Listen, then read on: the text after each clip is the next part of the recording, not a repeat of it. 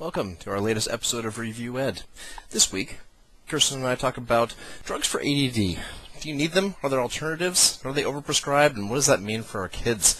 Talk again about textbook wars because, you know what? They're ongoing. It's becoming something of a holy war, I'm afraid. Digital textbooks, are they actually saving schools money? Can they save schools money? We've got some evidence to the contrary, evidence to suggest that maybe they can at some point if we do things right. We're going to be looking at an article from The Scientist talking about the evolution of the peer-reviewed journal and most likely its death. I'll talk very briefly about a meeting I had on Thursday with the folks at Intel. Can't say exactly what I talked with them about, but it's going to be interesting stuff. Talking about the Minerva Project and what it means to try and create from scratch an elite university online at that. And Charlie Osborne joins us to talk about Facebook, passwords, employers, and Generation Y. So all that's this week on Review Ed. This is Review Ed episode 23, recorded April 6, 2012, from the Frontlines of e-textbook wars. This episode of Review Ed is brought to you by Academic Pub, your book, your way. Academic Pub allows you to take content from their copyright-cleared library of over 125 publishers, your files or anything on the web, and create custom course packs that are perfect for you. Visit them today at academicpub.com and follow them on Twitter at academicpub. Welcome everyone, new episode of Review Ed. I'm Kirsten Winkler, I'm the founder of EDUKWEST, and with me our senior editor, Christopher Dawson, just coming out of a talk over at WizIQ, very interesting conversation there with MentorMob again. And of course, you have just finished your own show, C12, for its third episode, and yeah, I think this week again, good stuff coming up there. Very much so. Yeah, a lot of interesting things happening.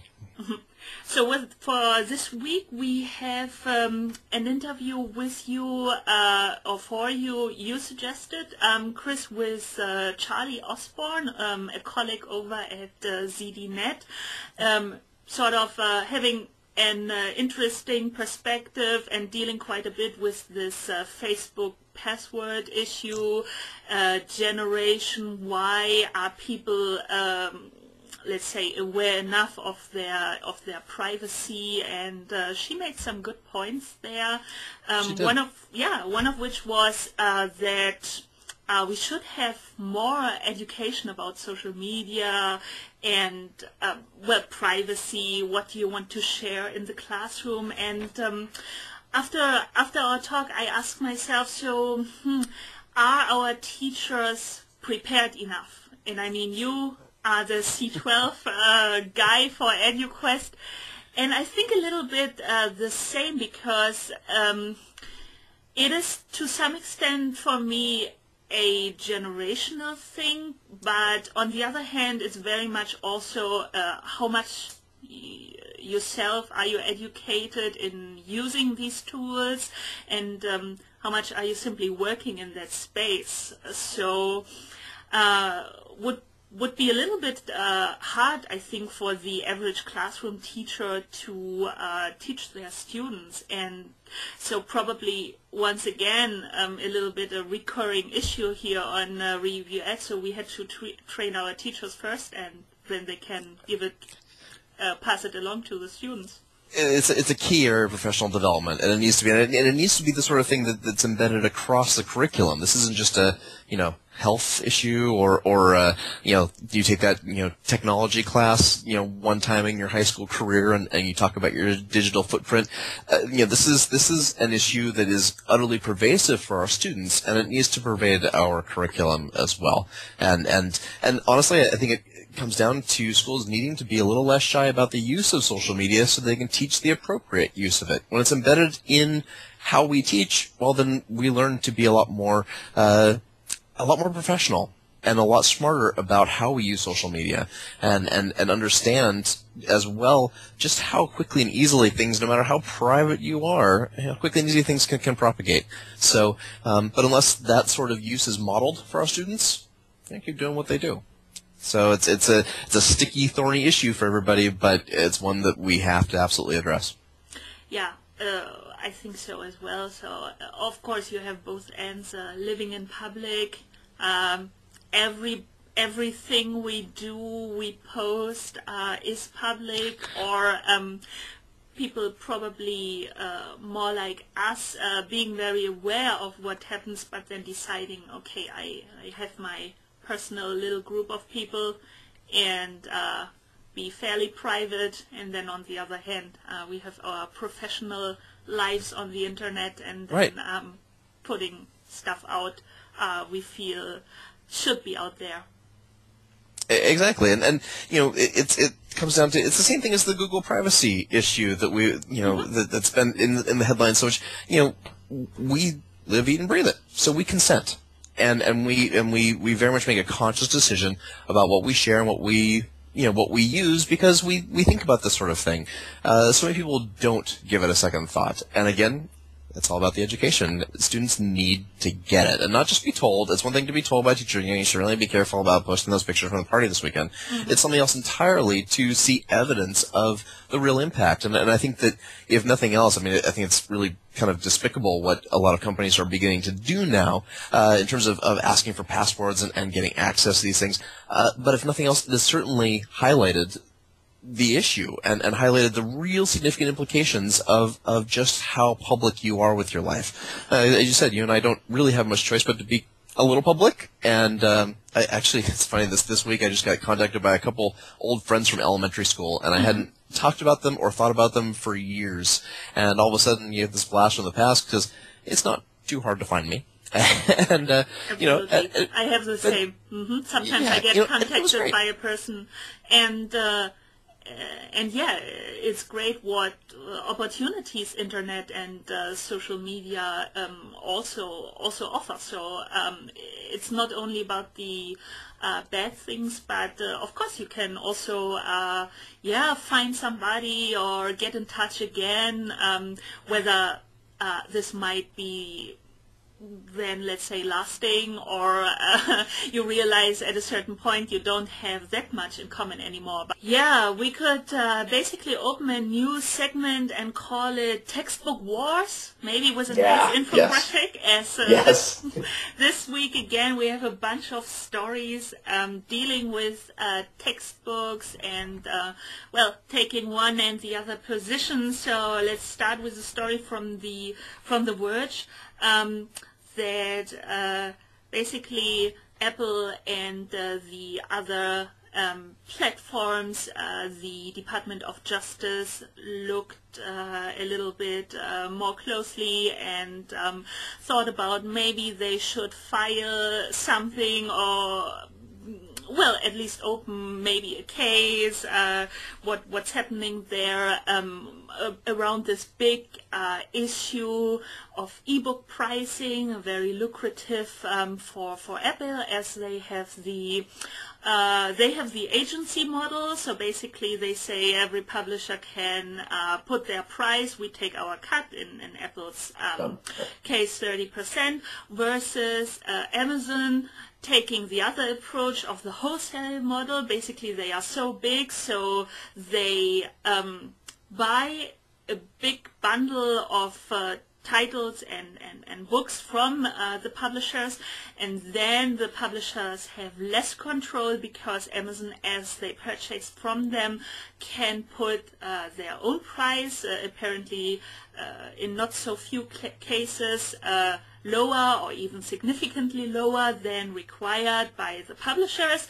And of course big arguments for and against one and the other model, and of course for us, or for customers of Amazon, for Amazon as well, the wholesale model, if it was continued to be allowed, is of course much more in favor than other platforms pursuing the agency model. And there's pros and cons on each side, but I think the key here is that it sounds as though Apple really did use their position to to fix prices, and I think it's a danger within the agency model, and it's the question is, in a free market, does it matter if a company is fixing prices? As we well know here in the States, it's supposed to be a free market, but it's not, and how much of an effect does that actually have on schools? Is there a point at which the government should step in and make some adjustments, because this is affecting the bottom line, taxpayer bottom line. And we talked to, I'm not sure it was last week or the week before, about how in fact it looks as though right now, as things stand, e-textbooks are actually going to cost more money, a lot more money. And we talked over on C12, and we'll talk in a minute about the possibilities of saving huge amounts with the right tablet technology and the right curation technology and open resources, but yet we're not close to that. We've got a long ways to go. So where does this leave us? Right now, it leaves us with some very expensive digital textbooks that should not be that expensive, or it leaves teachers with having to go out and find resources or make their own resources, which isn't a bad thing, but yet it's still kind of the Wild West of open content and open educational resources. There still aren't really kind of clearinghouses for the content that where teachers can find the reviews they need, find the crowdsourcing and the find their peers there in a social setting where they can really as part of a professional learning environment say, hey, what's the best way to go about teaching physics, or what are the best resources for this particular topic? It's all fairly disparate right now. Yeah, absolutely. On the positive side, there's a lot going on, and many people are aware and want to change. Well, the publishers, every time I ask this question, so why are textbooks still so relatively expensive? It's more or less also always the same answer. So yeah, over time they will become cheaper and so on. And I can understand that they play the card, get as much out of the people, may it be schools or individuals, as long as we can. So, right.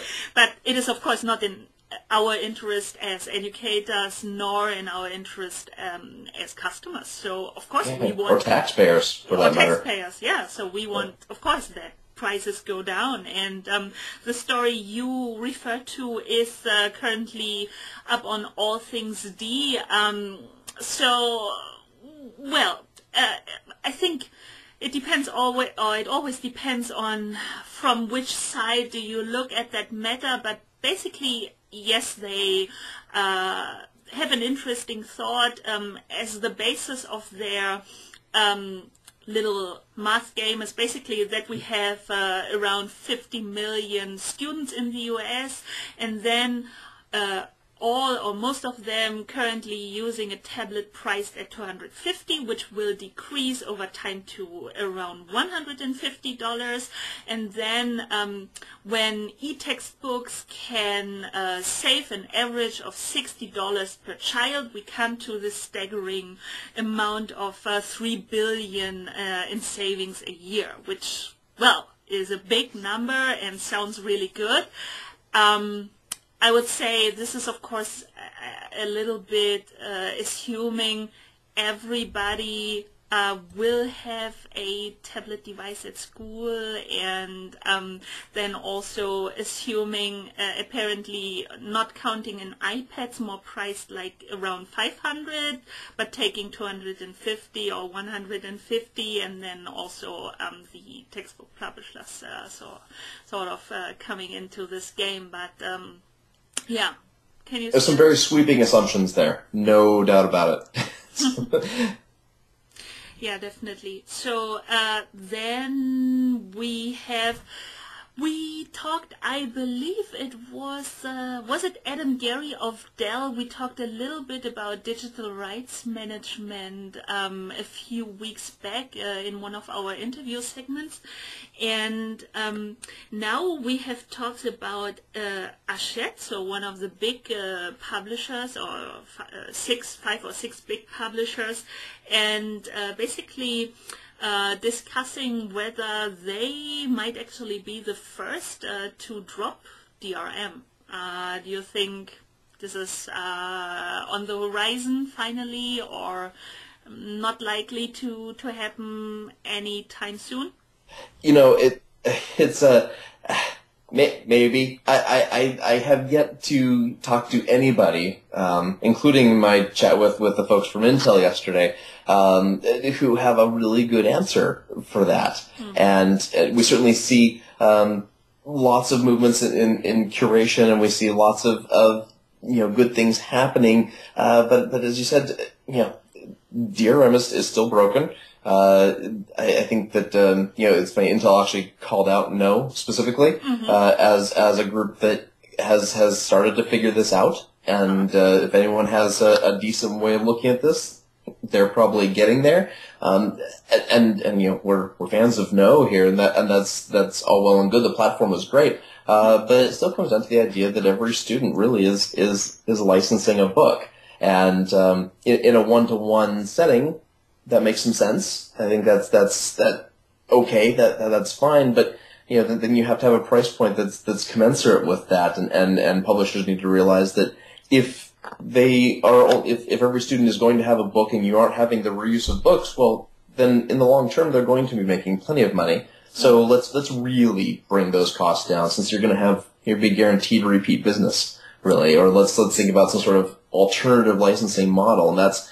No, and anyone else have not pushed forward to something of that nature. Certainly not Apple or Amazon. Absolutely. So, even though I think you can, maybe not representative for every textbook, but if you can save up to a mere $15 or so, that's not that attractive, and it might be more for some textbooks, I admit, but a few weeks back we also had the other story, basically where somebody figured out and did the math and came to the result that many, if not the majority of textbooks cost the school or the district even more than publishing than buying physical textbooks at the moment. So we are a little bit certainly at a point where something is happening,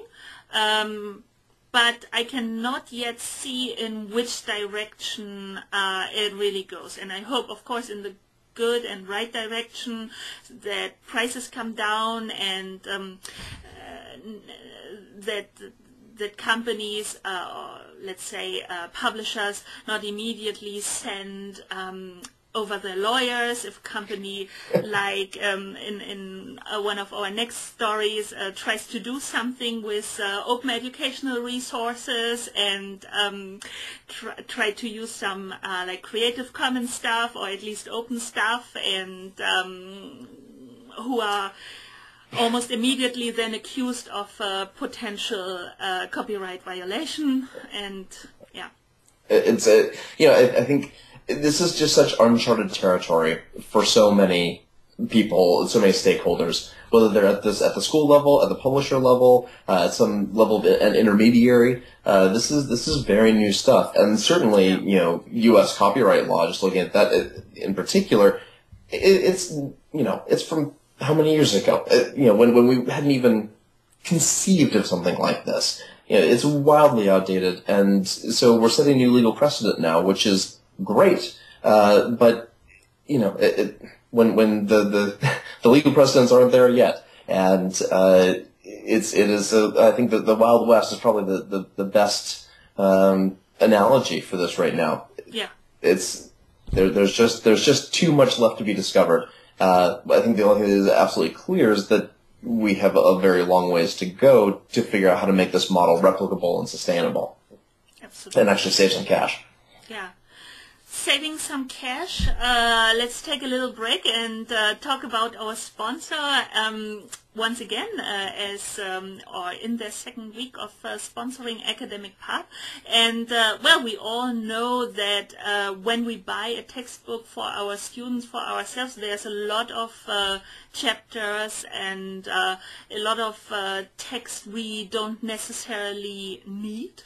So Academic Pub, with their platform of copyright cleared materials from currently 125 publishers, allows you to custom make your textbook and basically take their resources and assemble them the way you think the course is best, or the material is best for your students. And I mean, for the more entrepreneurial educators out there and amongst us, you can of course, if you're a content creator yourself, you can of course take your content and put it on the platform, and if somebody picks it up, make some money by selling your content on Academic Pub, which might be a few extra dollars per month. But I remember this story of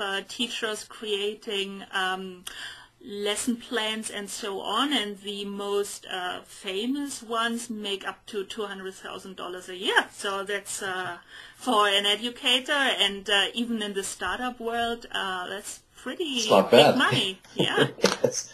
Heck, at $5,000 a year when you're a teacher, you have this subject matter expertise. Why not share it? And if you're putting things together for your own classes and your own use, there's if there's money to be made, that's great. But you have the expertise. Share it. Yeah, I think we have been talking a lot about the good sides of curation, but if you're into creation, or that's something interesting for you, I think there's opportunities to make money there as well. And even if it's not foremost for you making money, but simply also getting your valuable materials out there, and actually being in the process of creating course materials. Yeah? Right. So pay them a visit at academicpub.com. You find them, of course, on the various social media outlets such as Twitter and Facebook. Simply search for either at academic.pub or facebook.com/academic.pub, and simply, I mean, we don't want to convince you. I think, or we believe that they have a good offer, but go there yourself and evaluate what they have, or what opportunities you might have in selling your content or putting your content up there. And of course, we'd love to hear back from you if you have made experiences with them, or if you think of doing something with them in the future. So that's always interesting to get your feedback, of course. And we thank them for their support once again. And yeah, that's great, and very important for our little show here. That's right. Yeah, so very new from the TechCrunch article, we don't yet get that many details about Boundless. They seem to be still somewhat in private beta, but I think they got secured $8 million in funding, and so what they want to do is on their platform, they want to curate and also evaluate publicly available resources, open educational resources, and as you had a talk with Mentor Mob, there's so many materials out there, videos, Wikipedia, other articles, blogs, all with good content, also under Creative Commons license or OER. So having Boundless want to create an open platform helping, I think it is for higher education, so helping college students and have access to these materials, and then basically also boost their grades in not only being forced to buy those very expensive textbooks. So, I wonder if this lawsuit, it just strikes me as it's yet another platform trying to make a difference, and obviously the publishers have a vested interest in that not happening. And are they really violating copyrights and digital rights, or is this just a red herring to try and derail these efforts to find alternatives to textbooks, which are so incredibly lucrative? Yes, to me it seems that the textbook publishers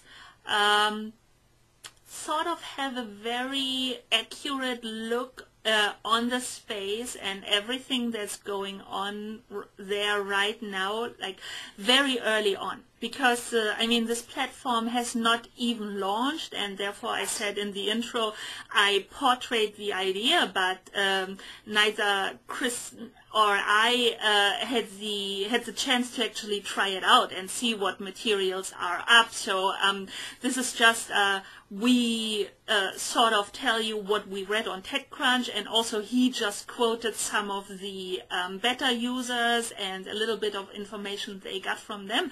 But we see that I think the textbook publishers feel very much either at risk or at least alarmed by things that are going on, potentially these disruptive things, and as they are financially still in a strong position and have lawyers at hand, they apparently think, better we send our lawyers over when they are still really small, and maybe kick them out of the game right early on, instead of sort of letting them grow and establish a little bit and take on them later on. So I agree. It feels like a preemptive strike against a very small company that's trying to do something interesting. I love what their co-founder says. Whatever ends up replacing the textbook is not going to act or feel like a textbook. Yeah. Well, gosh, that's got to be a little threatening for textbook publishers. Mm-hmm. Sure.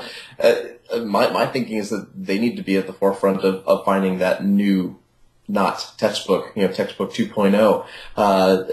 And be joining these startups, buy them if you must, and take the technology and move it forward. But it's just of course they're threatened, and of course their stockholders are threatened. This is a major threat to their business model, and companies are seeing that there is money to be made here, as well as philanthropic good to be done, and there's going to be more and more and more of these companies that pop up and would like to get a piece of the pie and would like to make their own contribution. Vince and I talked earlier, on Was IQ about this idea that there's lots of money floating around, but these business models will have to shake out. And there's lots of sort of divergent ways of looking at this, no matter what you're doing, whether it's curation or creation, and even any number of other EdTech related business models. But eventually we're going to settle down on some standards and some platforms, and you're going to have some players who emerge as the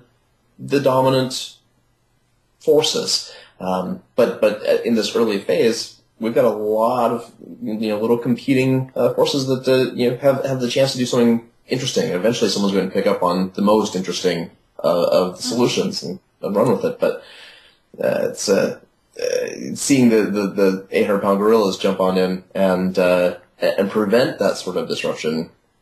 they have a business interest in doing it, but it's a little painful to watch.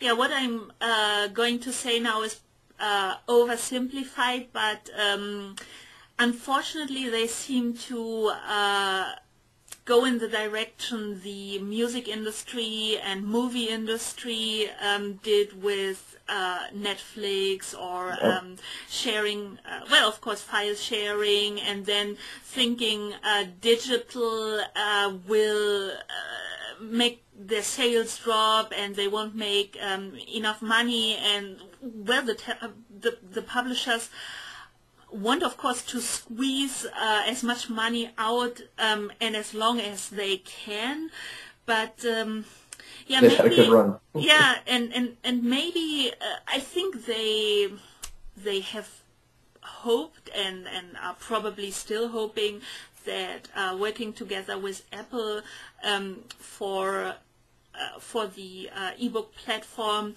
will eventually have the same impact on education as iTunes had for buying music on the internet. I am not sure that this is going to play out the same way, and I mean we have iTunes now for several years, and there's simply so much going on in this OER space, and a lot of different people and also startups, so it's not only Apple sort of coming with the solution for publishers and for digital textbooks. So I think they have to adjust to new times, and as you said, buy yourself some of those startups if necessary, or figure out your own solution of maybe on your own platforms, selling e-textbooks at a significantly cheaper price, and over the masses of books, and every student, every school kid needs them, every teacher needs to work with them. So the content is not going to go away, but certainly the profits will drop on the individual book, let's say. So, but there's probably something they have to get used to. So it is, and but there's also ways that they can save money. I mean, they can really drastically reduce. They can improve their margins if they're smart. And I think that it's time they took a disruptive approach as well. This is going to happen. They either embrace it or they try to keep suing people into oblivion. But it's got to happen. I don't think you're oversimplifying the least, though, with your comparison to the music and movie industries. I think this is precisely what's happening. Like I said, they had a good run, but now it is time to make a shift. And it's funny. One of those people I mentioned who contacted me out of the blue from years in the past. He's now an independent filmmaker, and that's just what he does. But he's found some real success in producing independent films. Not necessarily Steven Spielberg's success, but he's made a name for himself and done some good things, created some good stuff, and it's a different model and a different time, and that sort of thing we're now capable of doing that, and there's some financing available, but there's also the technology and resources available. The same is true in education. So I think they could also they could spend their money more wisely than sending their lawyers over and paying them $400 an hour or something like that. I said I picked the wrong job. Should have been a lawyer. I know. So yeah, sort of down that alley. Another interesting project. I have to say, once again, still more on the minds of the creators rather than happening, is the Digital Public Library of America, with completely a non-profit mindset, which probably sets them a little bit apart from what other people, even people like Google, do about public content out there and on the internet. And we'll see. It's still a year, so a prognostic launch is set for April 2013. but the thought is definitely exciting, I think. It is. It's interesting though. I mean, they have already called out exactly the same issues that the Google hit when they were doing their book digitization. Yeah. These orphan works have caused Google no end of headaches, and you'll notice we don't hear much about Google's book project anymore. And I think that's to some extent. I wrote about this on Googling Google over on CDNet.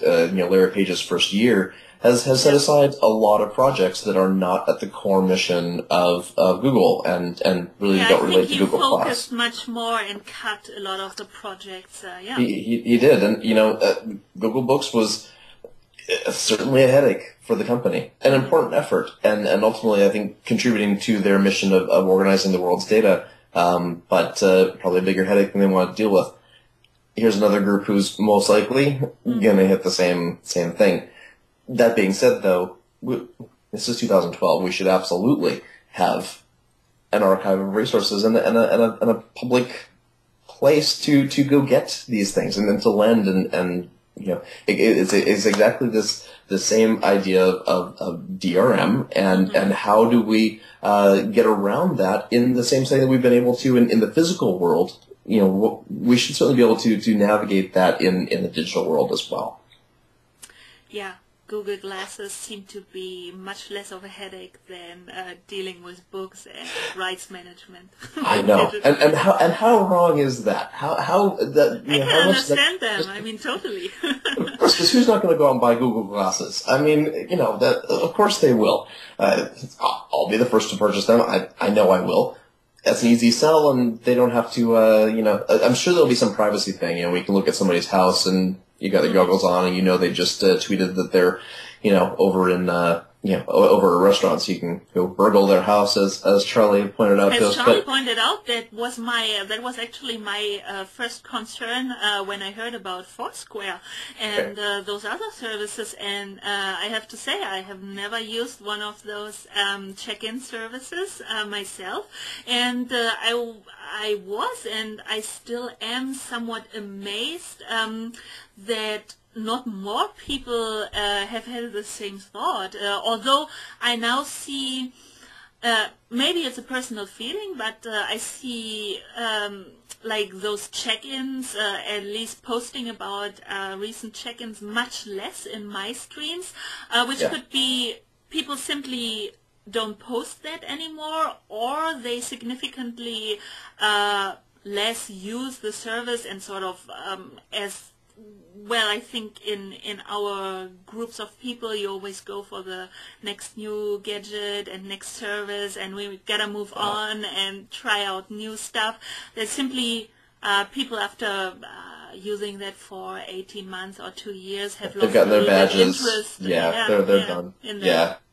I think so, but I think there is a backlash to it, and it's one thing on Twitter to talk about something. You're seeing a concert or something interesting going on, or you'd like to post an update. That's all well and good, but when you scan the barcode and check in at every possible place you go, who cares? Nightmare, yeah. It's like the Chinese dissident who was when the Chinese government turned off his webcam and they started tweeting everything he did, but I don't know, definitely a little overload there. Mm-hmm. Something comes back. I personally haven't heard in a few weeks about that, and I thought, what's happening? Was a big hype around the Akash, and now nothing anymore. So was it more hype than actually there was substance to it? But now we have the first India's low-cost tablet. I think there is calculations. I think non-subsidized $65, then subsidized even under $50. So being tested or getting to test the market in Philadelphia. Right. So they are not dead. Yes. No, they're not dead. And Philadelphia is actually, if you're going to have a market for it, Philly is definitely one to do it. It's a very large market, but it is a very economically depressed town with a lot of inner city kids with a true digital divide, and you actually have a class divide in Philadelphia that's really quite pronounced. So it makes sense, but we know in a couple of weeks OLPC has some announcements that they're expecting. So again, pushing along these lines of low-cost tablets. Of course, we've been talking about low-cost tablets for 4 years now. A long time. Waiting for the technology to catch up with the idea. I think the question remains. It's one thing to hand this to a student in a village in India. It's another thing to hand it to even a very poor kid in the inner city. They're still at least exposed to the media that shows all the capabilities that can happen on the iPads and the Samsungs, and all these things are readily available to perhaps their more wealthy peers. They know what the capabilities are and will be fully cognizant of the limitations of these devices. That being said, we're looking at a lowest common denominator, a way that schools can begin bridging that digital divide, even in the developed world. You got to start somewhere, and this may very well be the point. We'll have to see, just what that performance really looks like, and how students respond. I'll be very curious about how students respond to this device, and again, what are they testing it with? We've got some new apps. Where's the content? Absolutely. That's also what I often feel about both the developing countries seeing, and I don't want to say that in a racist way, but seeing nice, beautiful black girls with their, what's it called, one laptop per child, laptops or tablets, and so there's everything about the whole setup. Of course, I also want to see more transparency, and that they really document how do they test it, as you pointed out, with apps or other materials, and that we really see, what do the students use it with, how do they respond to it, accept it, receive it in general, and also the teacher side. We hear a lot of stories and then nice photos and so on, but I think if you dig a little bit deeper, there are always those unanswered questions, and I think all those projects are great, or at least have some good points to them, potential, but would really like to see more documentation and substance to that, so a little bit beyond the hype. Yeah, I mean, sometimes it's hardware without any thought to the entire ecosystem and professional development and everything has to go with it to make it successful. Most of these students, we know that the inner city kids in the United States, the majority of them access the internet already through their phones. They already have a device, and they have better internet access to their phones than they do through at home. And that's just kind of the economic reality of it. So they already have devices where they're accessing the internet. Now we're adding another layer, and yet don't have really a good sense anywhere of what to do with them aside from point them to Khan Academy. Maybe what do we do? We'll see. But absolutely, I'm not holding my breath on this one just yet. But you headed over to Boston yesterday to meet with one of the very big players, chip makers, but many things beyond that. So you visited Intel yesterday, and tell us a little bit about your tour. I can only tell you a little bit. So yeah, I already heard you had to sign a paper, so we won't mess with Intel lawyers or something. No. But we'll have news for next Review Ed. Actually, some really cool news. I think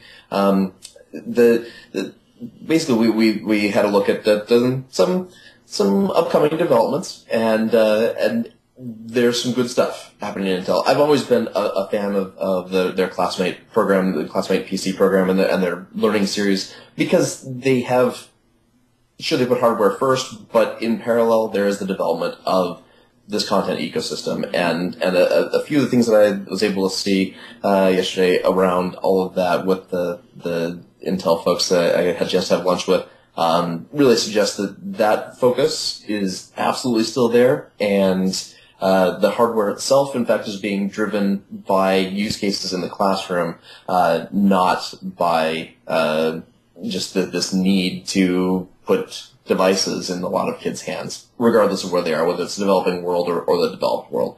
I was saying that there's, let's just say there's going to be some developments that may assist with a lot of things we're talking about, and I think that we're finally seeing a big player here who actually has no stake in the content, really saying, hey, you got to have content, and here's how you do it. So Intel's work has always been about creating a reference model and then licensing that reference model to local vendors and local OEMs, and helping software developers write software for that model, and then developing professional development around the software and the hardware stack. And that effort is ongoing, and it's certainly the most compelling set of hardware, software, and pedagogies that I've seen so far. So very, very good stuff. Yeah, it's what we have always been promoting on the show, focusing on the content, on the pedagogy, of course the technology as the layer, and to transport and to bring it to the students, but the technology is, well, not nothing, but it has to be secondary. It is not the centerpiece of what should be happening. Of course, if you have the overall solution, the hardware going in hand with the content, with the pedagogy, then yeah, it's ideal. But it's the Holy Grail. Yeah, but we should really focus on what's happening content-wise. Yeah, there's a reason we keep talking about these e-textbooks. It's just so utterly critical that the resources be there in the right way at the right time on the right device. But it's all about the resources and the platforms that go with it. So good to see that a great big hardware manufacturer absolutely recognizes that, and is developing tools to fit that need, as opposed to finding the need to fill the tools with stuff. So people will go buy those tools. So I like meeting with Intel. They're another 800-pound gorilla. They're like a couple thousand-pound gorilla. They're a big one, but I can actually have a conversation with them about education and have it make sense. Hopefully we'll have one of the folks I met with yesterday on the show either next week or the week after, when they wrap up some announcements, and actually some very interesting conversations, not even about hardware or software, but about really big shifts in the way that we think about content creation and the way that our students are beginning to interact and perceive and work with media. So they do a huge amount of ethnographic research around that, and hopefully they'll share some of those results as well. That would be amazing if you were able to set that up. I think we can make that happen. Yeah. All right. What are your other stories? So I picked up an article called "Reading into the Future" from The Scientist, and it's basically asking that question that I think we all know the answer to. Are peer-reviewed scientific journals going the way of the book, the textbook? Yeah. And in many ways, I mean, I spent a long time in academia, and there's that whole publisher perish mentality, but it's important. You have to publish your work and be transparent. But the idea of the peer-reviewed scientific journal, it is also yet another anachronism, and it is it's a good old boys exclusive club. And I remember one particular very high-profile study that I worked on. We got into New England Journal, and we were all very, very happy about that. But that meant that there were huge restrictions on the way that we could use the content and the ability of people to get access to it. Where in fact you have a number of universities who are now saying, look, we need to simply publish everything. We need to get everything out there, and we let people evaluate it for themselves. Let's create open archives. Very often negative results from studies, particularly studies that get funded by private companies, they disappear. And really, it's the big stuff that makes it into NEJM or the Journal of the American Medical Association or any of these other kind of high-profile journals. I speak from the the medical side because that's where I did my work, my publishing. But there's high-profile journals in lots of scientific fields, and people don't see the results. And they certainly don't see the negative results of studies. But Harvard, in particular, has pushed this idea that every study has value and it should be shared with the world.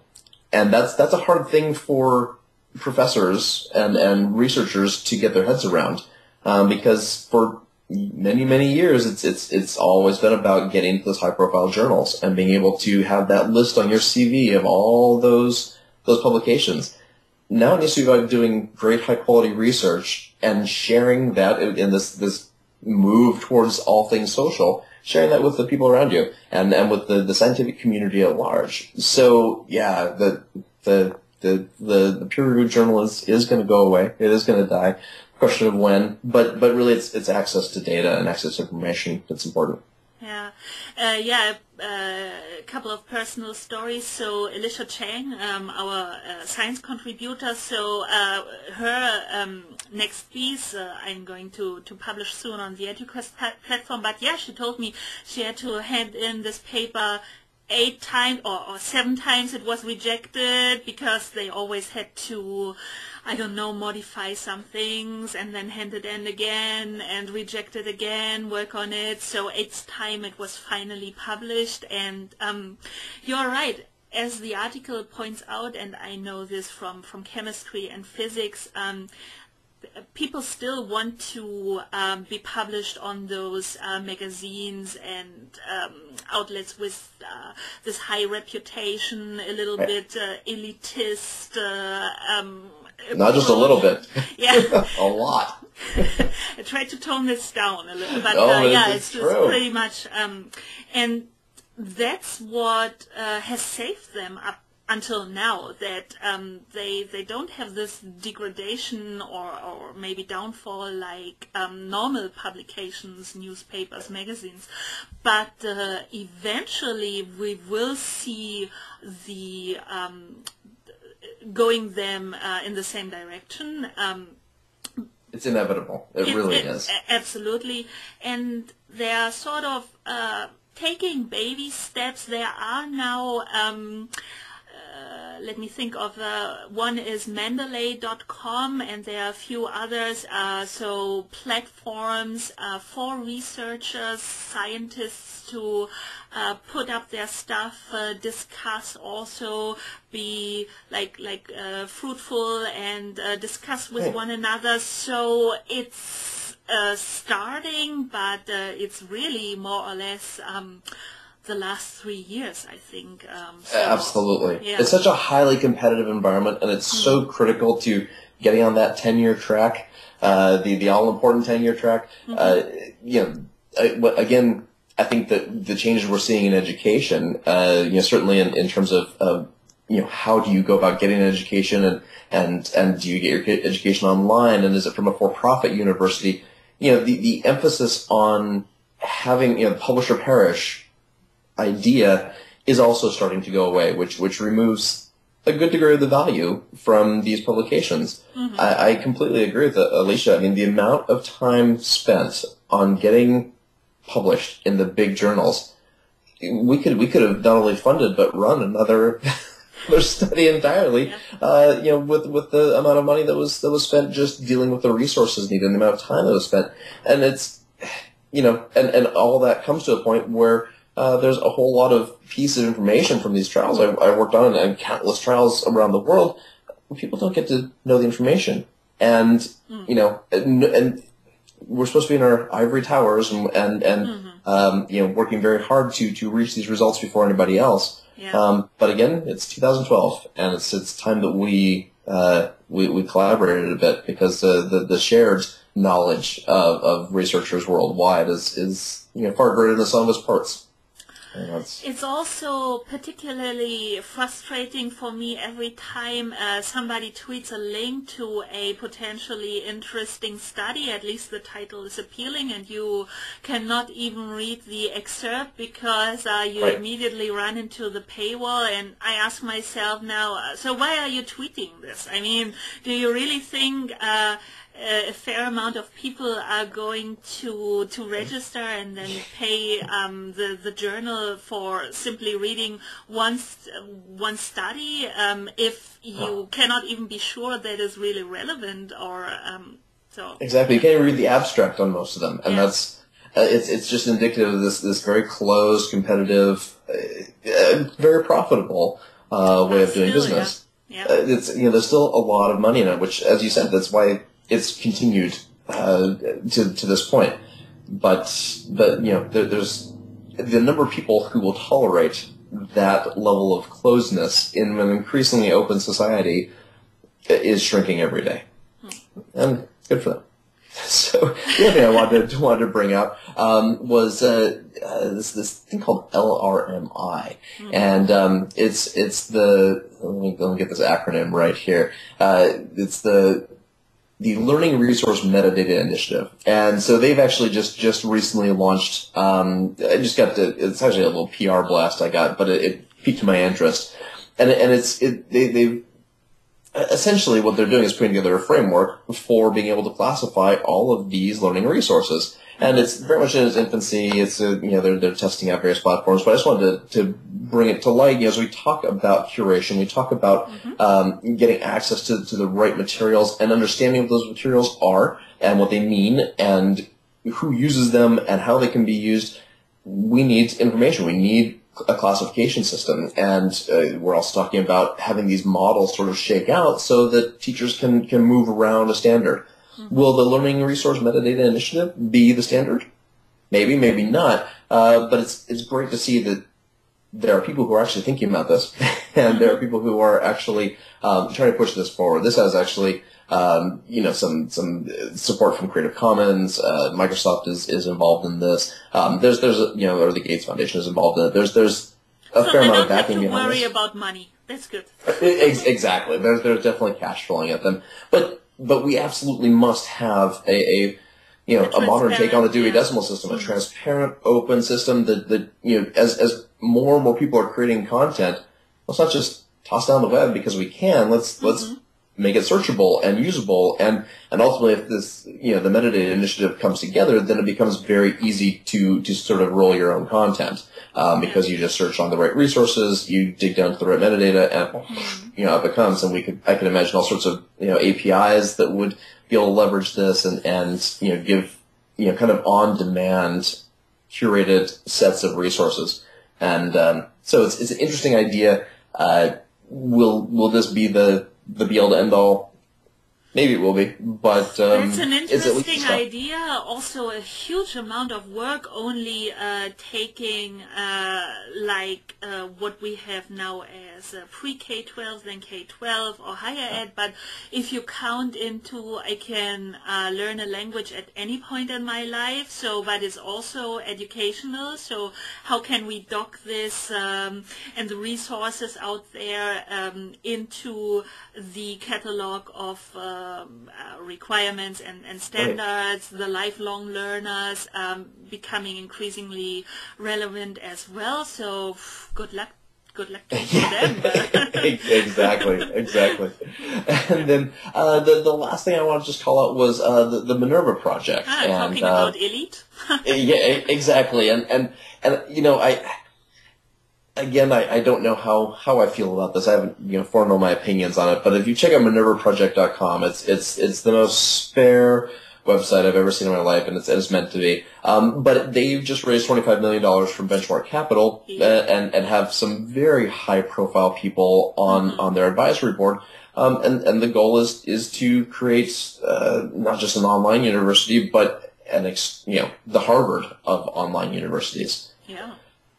It makes sense that there's going to be differentiation among the various either for-profit or online higher educational institutions and academies. It absolutely makes sense, and the fact though that this was able to raise a big chunk of money and has attracted the folks that it has means that even the Harvards of the world are recognizing that there is a real move towards online, highly accessible education, and it needs to be good.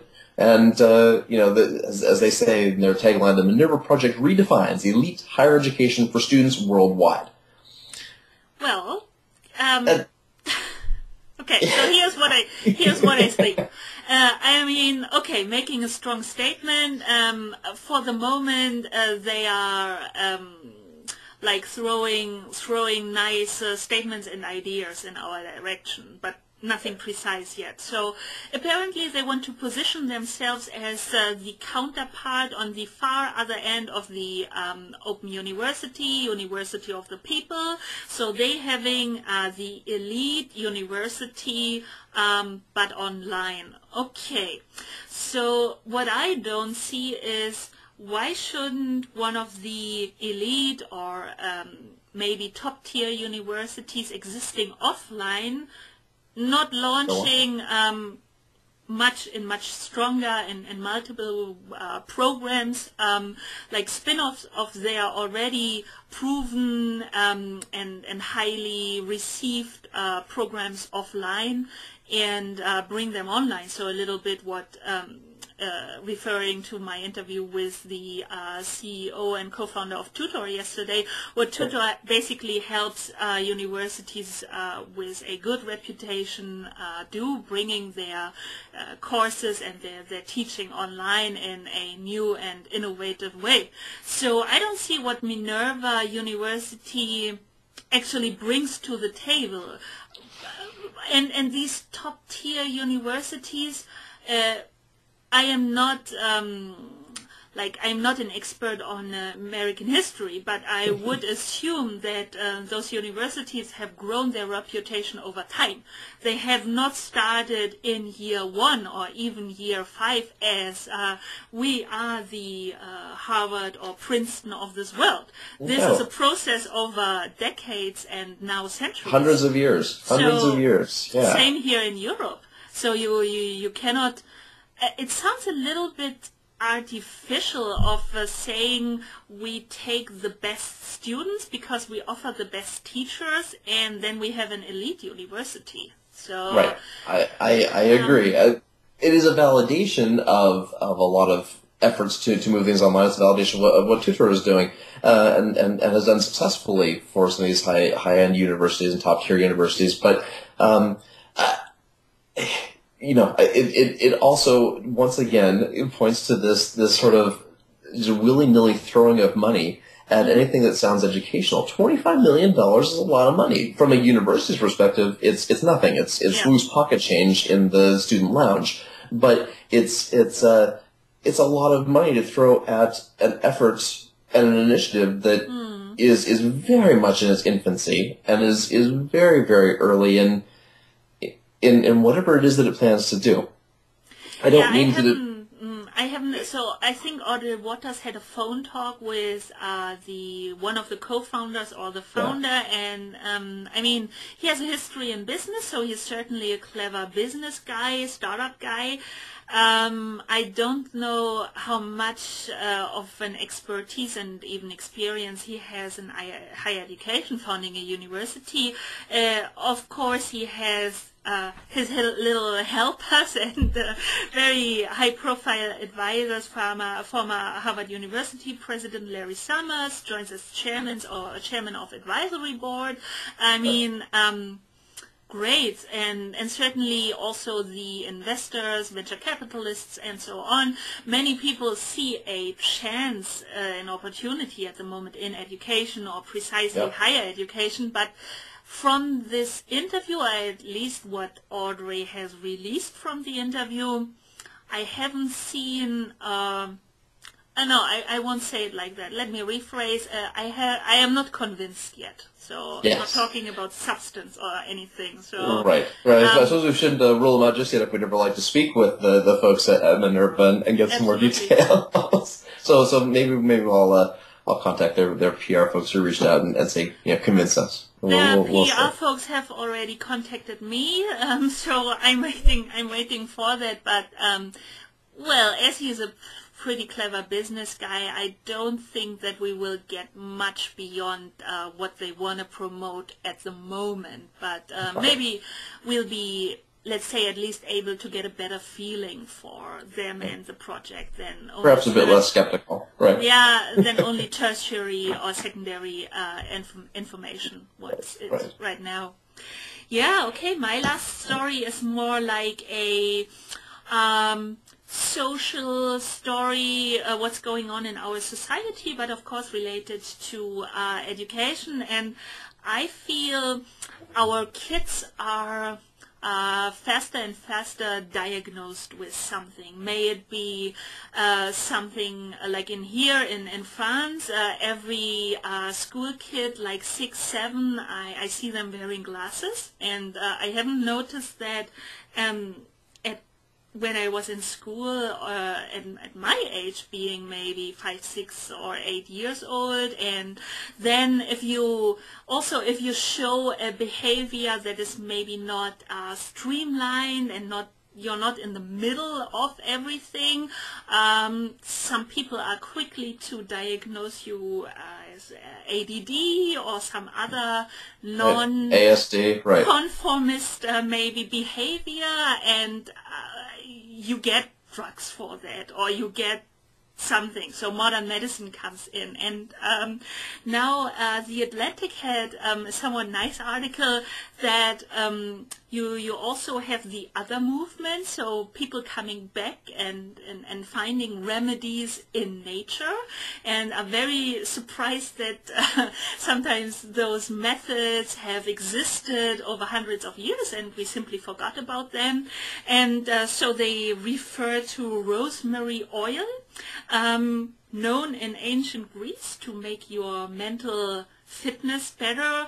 And so basically maybe our kids will now succeed in math without really trying, but simply smelling inhaling or a bit of rosemary, right? having a little bit of rosemary oil in their hair, as it apparently has a significant impact and boosts our memory and cognitive skills very nicely. So I think people are very quick to jump on the chemical bandwagon, and I have a son with ADD, and it took us a long time to say, okay, this is truly to the point now where it's actively interfering with what he does, and we can see all the right symptoms, all the right syndromes, and okay, now it's time to take a very sort of reasonable approach to this. And we actually looked at homeopathic remedies, and for him, it wasn't effective. That being said, they hand this stuff out like candy, and it is a really significant issue, and there are better ways of dealing with this. And one thing that we've found with my son is that any day that he happens to miss it, then it's quite clear that there's a dependency there, and we know it when he's missed it. And I kind of feel bad. But yet I also know that he's doing really well in school and he's able to focus in ways that he couldn't before. And it's a very fine line. I have my own share of attention issues, as our discussions often point. Unfortunately, my mom ran a coffee shop when I was a kid, so I've been self-medicating since I was 5 with extraordinary amounts of caffeine. But, there are ways, and you're absolutely right. The kids who are a little bit outside the norm, all of a sudden, they have Asperger's, or they have, they have ADD, or it's time to not only think about behavior and what that actually means, and the need for sort of conformity, especially in our schools, but also for there are things to try before we just flip the switch, and I think this article is a great one.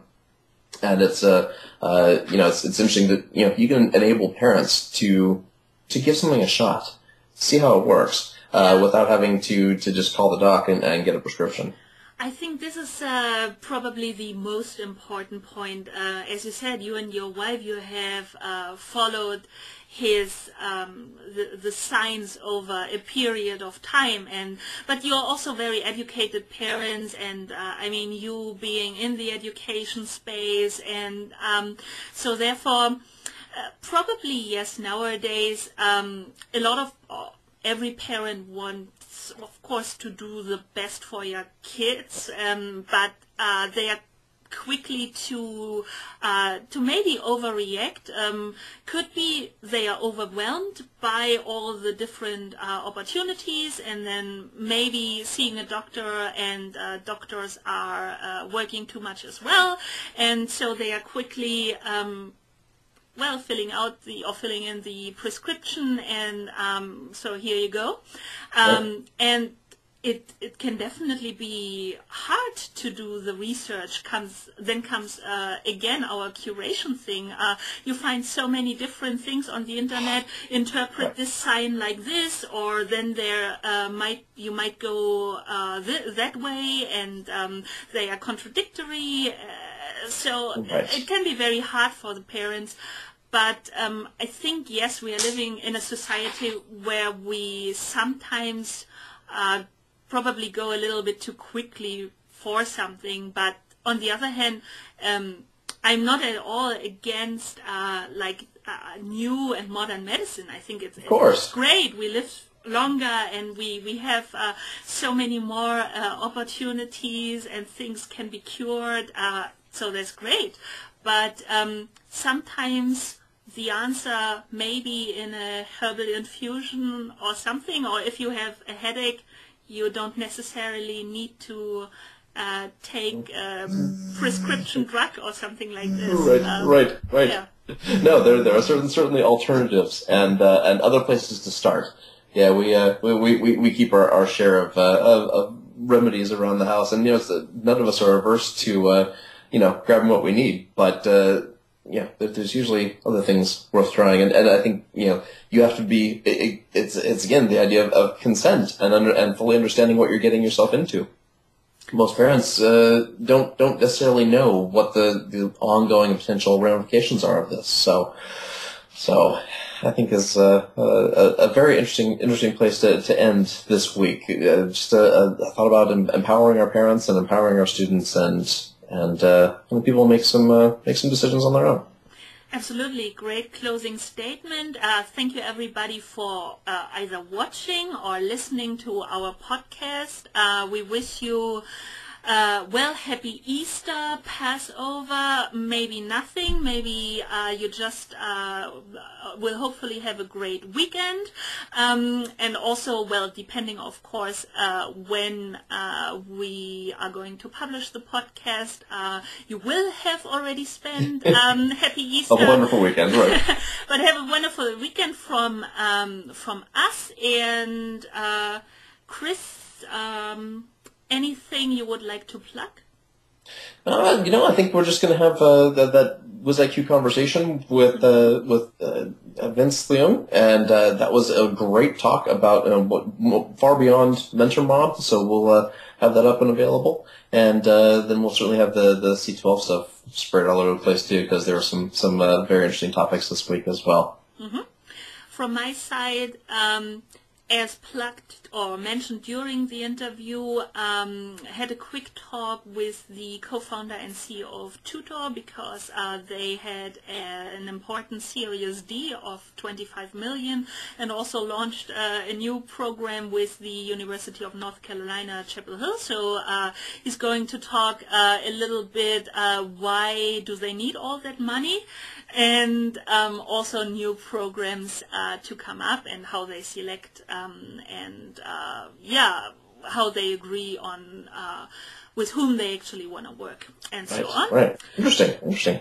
And maybe the other thing, just a little test. So there's a quick podcast up called Crossref, and I talk about 2 articles, sort of dealing with the same matter. This time you inspired me, or your last C12 episode inspired me. So articles from Scientific American and The Guardian talking about homework, but portraying it from different sides and sort of getting the extract in a under 5-minute podcast. So as review ad is long enough, so something short. Okay. So thanks everyone for watching and listening. It's always a pleasure doing this for you. We hope you appreciate. Please give us your feedback. You can tweet at EDUKWEST, at Mr. D at a high school, but only HS, or at Kirsten Winkler as well. So, and see you next week. See you next week.